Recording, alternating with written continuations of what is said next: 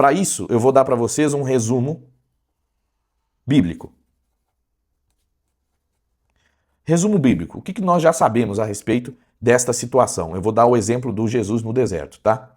Então, biblicamente falando, que todo mundo sabe que Jesus, ao ser batizado, ele foi levado pelo seu espírito, né? Ele foi levado em espírito, pelo espírito, ao deserto. Então, atenção a isso aqui. Ok? Biblicamente. Biblicamente, nós também sabemos que foram 40 dias e 40 noites que ele passou no deserto. Nós também sabemos, biblicamente, que Satanás, apareceu para ele. Apareceu para tentá-lo, né? Tentá-lo. Biblicamente, nós sabemos disso. E ele tentou de algumas formas. A primeira forma foi desafiando que o rabino transformasse pedra em pão. Então, transformar... né, Jesus estava em jejum, né? Então, estava com fome. Então, Satã tentou ele pela primeira vez, desafiando a transformar pedra em pão. E o que a gente vê aqui? Aqui Satã estava apelando a uma necessidade do corpo. Então, apelo à necessidade do corpo, né, de comer. Corpo humano, ok? Satã também tentou, dizendo para ele, se jogar do alto, né, do templo lá, que era o lugar mais alto que eles estavam. Então, se jogar do alto. Por quê? Se ele era, então, o Filho de Deus, como está na Escritura, se ele era aquele cara todo poderoso, por que você não se joga daqui de cima, então? Porque isso vai ser um ato incrível, né? Porque você não vai se machucar, não vai acontecer nada com você, você é todo poderoso, você é divino, você não vai morrer se você se jogar. Então aqui, Satã estava fazendo um apelo ao orgulho e vaidade, né? Porque se o rabino Jesus se joga, ele não ia se machucar, não ia acontecer nada com ele. E todo mundo ia vê-lo como, nossa, olha o que ele fez. Então a vaidade ali poderia facilmente induzi-lo a aceitar a tentação. E por último, Satã ofereceu para ele todos os reinos da terra em troca de adoração. Então, receber todos os reinos em troca de adoração. Certo? E em que ele estava apelando aqui? Apelo ao poder e à ambição. Ok? Então, isso aqui é um resumo do que biblicamente está escrito. Ok? Quem escreveu isso? Mateus, vocês vão achar isso daqui, Mateus 4, do versículo 1 ao 11, e também lá em Lucas, vocês vão achar também do capítulo 4, do versículo 1 ao 13. Então, esses dois caras escreveram essa situação aqui para nós, tá? Agora, nós vamos rasgar o véu do dogma e vamos entender a alegoria. Vou até colocar aqui, ó, para vocês terem também disponível essa lousa, esse mapa mental, né? Entendendo a alegoria.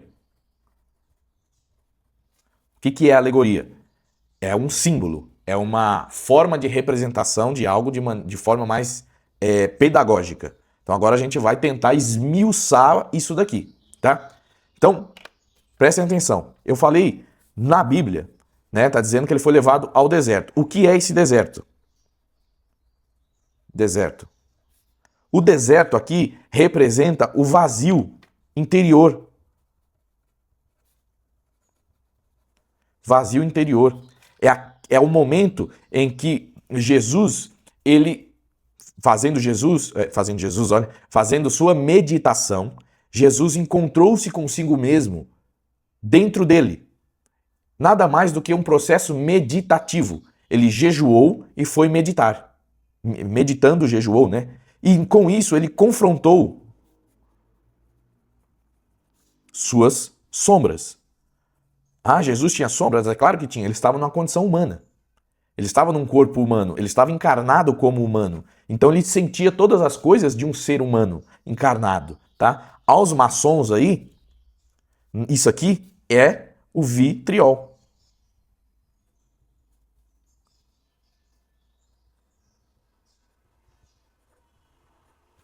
Vitriol. Visitar o interior da Terra, ok? O deserto representa o vazio interior quando Jesus encontra-se consigo mesmo e se depara e confronta suas sombras. Os 40 dias foi o tempo de transformação que ele precisou.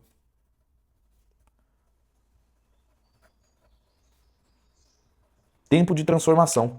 É quase que a transição entre uma pessoa que começa a despertar e vai deixar determinado hábito para trás. Ela leva um certo tempo, a quantidade de dias. Ela vai soltando aos poucos, desapegando aos poucos daquele hábito. Nananana. Quando vê, já se passaram 40 dias. Isso não é uma exatidão, é um exemplo, tá? Mas aqui só foi o tempo de transição. E aí, quando Jesus fez ali o seu vitriol, ou seja, se encontrou com suas sombras em estado meditativo, ele passou por 3 grandes testes da humanidade. Ele estava encarnado como humano.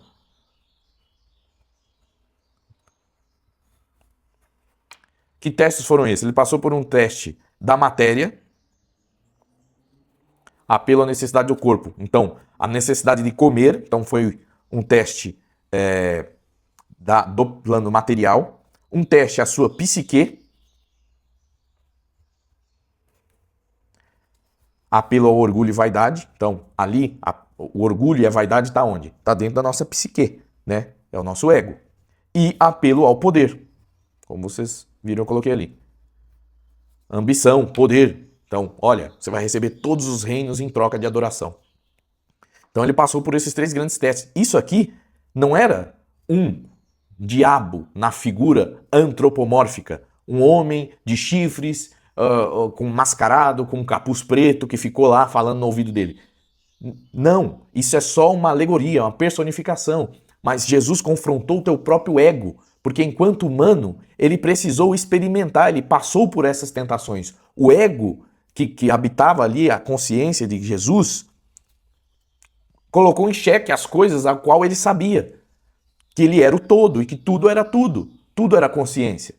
Só que a dúvida, né? A dúvida, ela é característica do ego também.